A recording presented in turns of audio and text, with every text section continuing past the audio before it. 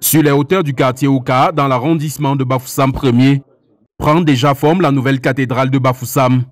Lors de la réception de la première partie des travaux, les ingénieurs en charge du contrôle du chantier ont attiré l'attention sur l'urgence à engager immédiatement la seconde phase qui concerne entre autres la charpente, la plomberie et les finitions. Il est important pour l'Église et pour toute la communauté chrétienne de participer afin que ce qui est déjà mis en œuvre soit vraiment préservé. Parce que si vous le constatez, il y a des mares d'eau, vous avez des aciers qui restent en attente, ça veut dire que ça peut prendre la corrosion. L'eau qui stagne là peut s'infiltrer et créer des dégâts dans le béton. Pour l'évêque de Bafoussam, la volonté y est, mais l'obstacle majeur se trouve au niveau du nerf de la guerre.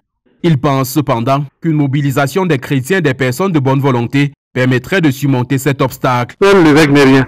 Mais comme j'ai l'habitude de dire, mon argent se trouve où? Dans la poche des fidèles, dans la poche des personnes de bonne volonté. Et je souhaite que le Seigneur accompagne nos pas pour que cette maison, à sa louange, pour sa gloire et pour notre sanctification, comme lieu de prière, soit vite achevée pour que nous puissions nous y retrouver. La cathédrale en construction va remplacer celle actuellement fonctionnelle, mais qui est déjà exiguë selon l'évêque de Bafoussam. Il n'est pas possible de rassembler le peuple là-bas pour une messe des ordinations, pour une messe dominicale. On est obligé de célébrer 3-4 fois. Ce lieu, c'est le lieu de rassemblement du peuple de Dieu qui est à Bafoussam. Mais je souhaite aussi que ce soit le lieu où toutes les personnes de bonne volonté s'y reconnaissent. C'est pour les chrétiens, bien sûr, mais c'est pour tous les fils et filles de ce beau et grand pays, le Cameroun, que le Seigneur nous a donné. C'est aussi pour les fils et les filles de la province de l'Ouest dans laquelle nous nous trouvons. C'est une maison pour les fils et les filles de ce monde dans lequel le Seigneur nous a envoyés. À terme, cette cathédrale à Printemps aura la forme d'une tortue symbole de la sagesse africaine